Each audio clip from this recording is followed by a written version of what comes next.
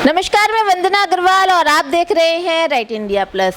दिल्ली जो कि राजधानी, जो कि पूरे हिंदुस्तान का दिल है, वहां पर एक वक्त था जब आम आदमी पार्टी का डंका बजता था और अब इलेक्शन के बाद वो वक्त है जहां पर डंका बीजेपी का बज रहा है। 7 सीटें बीजेपी ने जीत ली, एक बम्पर जीत हासिल करी है। तो इसी खुशी में आज बातचीत करने के लिए हमारे साथ सचिन बिदूड़ी जी मौजूद है, जो कि दक्षिण दिल्ली से नवनिर्वाचित बीजेपी सांसद रामबीर सिंह बिदूड़ी जी के सुपुत्र। चलिए इनसे बात करते हैं, लोकसभा चुनाव में कितना संघर्ष इन्होंने किया, क्योंकि अभी तक इन्होंने सिर्फ विधानसभा के लिए काम किया था और लोकसभा में काम किया और पहली बार इतनी बम्पर जीत हासिल करी। चलिए इनसे बात करते हैं। सर, लोकसभा चुनाव कितना संघर्षपूर्ण रहा, क्योंकि अभी तक आपने सिर्फ विधानसभा के ही लिए कैंपेन किए थे।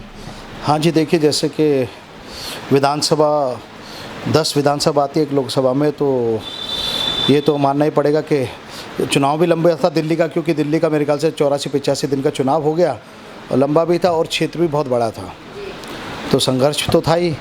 और जो कि झूठे और बेईमान वालों, जो आम आदमी पार्टी के लोग हैं जिन्होंने झूठ और बेईमानी से लोगों का वोट लिया था, तो जनता ने बखूबी उनको बहुत अच्छा जवाब दिया है। सर, एक बड़ी जीत रामबीर सिंह बिदूड़ी जी ने हासिल करी है, जबकि उनका जो सामना था वो एक नहीं बल्कि दो दिग्गज पार्टियों से था, तो इस पर क्या कहेंगे? देखिए, दोनों पार्टियों ने, तो मैंने शायद चुनाव के बीच में भी इंटरव्यू हुआ था, हमारी पार्टी ने बोला है, और जो अब हमारे पिताजी जो सांसद बन गए उन्होंने भी 10 बार बोला कि बताइए ये दो पार्टी जिन्होंने आपस में एक दूसरे को गाली देकर चुनाव लड़े थे और सत्ता में आने के बाद उन दोनों ने हाथ मिला लिया और हाथ मिला के जो चुनाव लड़ा है, मैं उनको कोई ताकतवर पार्टी तो नहीं बोलता हूँ, पर है कि दोनों ने आपस में गठजोड़ करके सिर्फ प्रयास ये करा कि जनता को किसी तरीके से किसी जाति पर, किसी बातों पर, वादों पर लूटा जाए।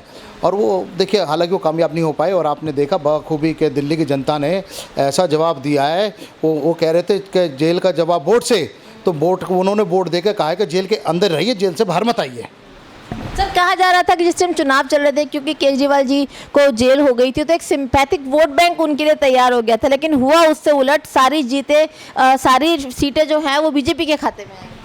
देखिए, अभी हमारे माननीय प्रधानमंत्री जी ने एक अच्छा शब्द कहा था कि क्या अब जो ईवीएम है वो ज़िंदा है। अब इन लोगों को देखिए कि इनको कोई भी फ़र्क नहीं पड़ता किसी बात को कहने से, और किसी भी दायरे तक और कहीं तक भी वो नीचे गिर सकते हैं। और देखिए, जनता ने अपना जवाब बखूबी दिया है। हालांकि दिल्ली की जनता ने दिल खोलकर वोट दिया है, दिल खोलकर। और जबकि ये थे कि वो हमारे जो अब जेल में हैं मुख्यमंत्री साहब, वो जेल से छूटते सबसे पहले साउथ दिल्ली कूदे थे।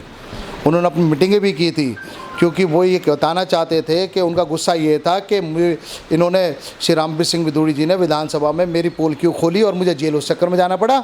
और जनता ने फिर भी इनको बड़ा खूबी जवाब दिया है, जैसे कि हर विधानसभा की लिस्ट भी आ गई है। जिनको ये अपना गढ़ कहते थे, वहाँ ये अपना गढ़ तक नहीं बचा पाए, वो गढ़ भी ध्वस्त हो चुके हैं। सर, माना जा रहा था कि अयोध्या, जिसके बारे में कहा जा रहा था, बहुत ज़्यादा अटकलें थी कि जो राम को लाए हैं हम उन्हें लेकर आएंगे, तो अयोध्या तो हारने का मतलब ही नहीं है। और आप सबसे बड़ी जो है, जो गढ़ जिसे माना जा रहा था बीजेपी का, वो सीट हार गए, तो उस पर क्या करें? देखिए ये क्योंकि अदर स्टेट अपना यूपी का है, क्योंकि हम तो दिल्ली की बता सकते, क्योंकि हम दिल्ली को देख रहे थे। दिल्ली वालों ने देखा जो राम को लाए हम उनको लेके आ गए हैं। तो अगर दिल्ली के लिए तो आपको मैं बता सकता हूँ, रही है, उसे आत्मचिंतन चल रहा है जी, पार्टी भी चिंतन कर रही है। हालांकि ऐसा नहीं है, और कहीं कोई बात होगी तो वो भी सामने आएगी। हालांकि अपनी तरफ से तो प्रयास करा, पार्टी ने प्रयास करा, प्रधानमंत्री जी ने करा, अपने जो भी साथी लगे रहे सब ने करा। पर हम तो आपको एक ही बात निश्चित करना चाहते हैं, जो राम को लाए हैं दिल्ली वालों ने, उनको लेके आ गए हैं।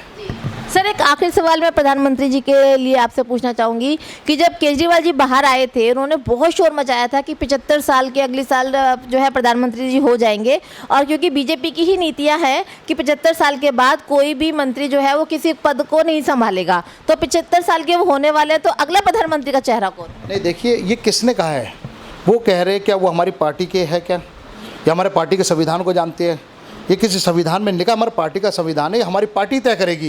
ये कौन होते हैं कहने के लिए? ये अपनी महिला सांसद को घर बुला के मारते हैं, जेल जाते हैं, दारू घोटाले के चक्कर में जेल जाते हैं, दिल्ली को त्राही त्राही करा दिया पाने के लिए। इन व्यक्ति की बात का तो मैं नहीं सोचता मुझे कोई जवाब देना चाहिए।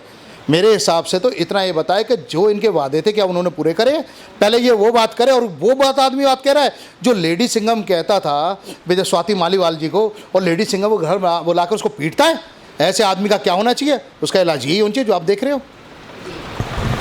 वक्त अब सिर्फ 5 साल का है आपके पास, और चुनाव में जो आपने वादे किए थे वो बहुत बड़े बड़े हैं, तो उनको कैसे पूरा करें? मैं आपको और एक बात बताना चाहता हूँ। देखिए जी, अभी देखिए विपक्ष जो कह रहा है, जितने भी विपक्ष के घटक दल हैं उनका वो 200 कितना है, 200 कितना है, 234 है, और हमारा 243 या 2। अगर सिर्फ जो हमारा भारतीय जनता पार्टी का है, अगर आप ये देखेंगे मैंडेटरी हमें जितनी मिली, विपक्ष जिनके पास सिर्फ अकेली पार्टी की नहीं, एनडीए की बात नहीं हो रही है, सिर्फ अगर भारतीय जनता पार्टी के कहे तो उसके मुकाबले भी खड़े नहीं होते, तो सरकार कैसे बना लेंगे? या तो हमसे ज़्यादा लेके आ जाते हैं या उस एक लेवल तक पहुंच जाते। आप पूरी ताकत लगा के, आपका जो गठबंधन है वो कहीं तक भी नहीं पहुंच पा रहा है, वो सिर्फ भारतीय जनता पार्टी को क्रॉस कर जाता तो मैं जीत मानता इनकी।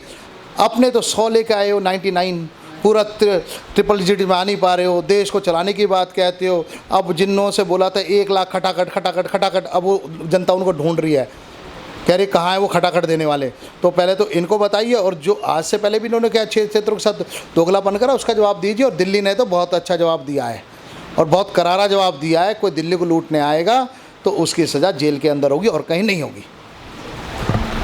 तो ये थे हमारे साथ सचिन बुदुड़ी जी। और जैसा कि बीजेपी ने चुनाव से पहले कहा था, एक नारा दिया था, अब की बार 400 पार, तो इन्होंने वो नारा साबित कर दिया है, करके दिखाया है कि इस बार जो है दिल्ली की 7 सीटों के ऊपर बीजेपी है। और जो आम आदमी पार्टी के नेता हैं केजरीवाल जी, बहुत डंके की चोट पे कहते थे दिल्ली मेरी है, दिल्ली मेरी है। दिल्ली वासियों ने दिखा दिया कि जो उनके लिए काम करेगा दिल्ली सिर्फ उन्हीं की, जो दिल्ली वासियों के लिए काम करेगा दिल्ली वासी सिर्फ उन्हीं के हैं। अब देखना ये बहुत अहम होगा कि केजरीवाल जी फिलहाल जेल के अंदर है, वो जेल में से निकल के कौन सा पत्ता फेंकते हैं, किस तरह की चाल चलते हैं। जब तक जुड़े रहिए, हमारे साथ बने रहिए राइट इंडिया प्लस पे। नमस्कार जी। सर, लोकसभा की जनता से आप कोई कहना चाहते हैं, कोई संदेश देना चाहते हैं? लोकसभा की जनता का जी बहुत बहुत धन्यवाद, भारतीय जनता पार्टी के कार्यकर्ताओं को धन्यवाद, दिल्ली की जनता का धन्यवाद। पूरी दिल्ली ने एक तरफ पकड़ी, साउथ दिल्ली नहीं कहता जी, मैं कहता हूँ पूरी दिल्ली ने करा है कि इस बेईमान की बातों में नहीं आए हैं।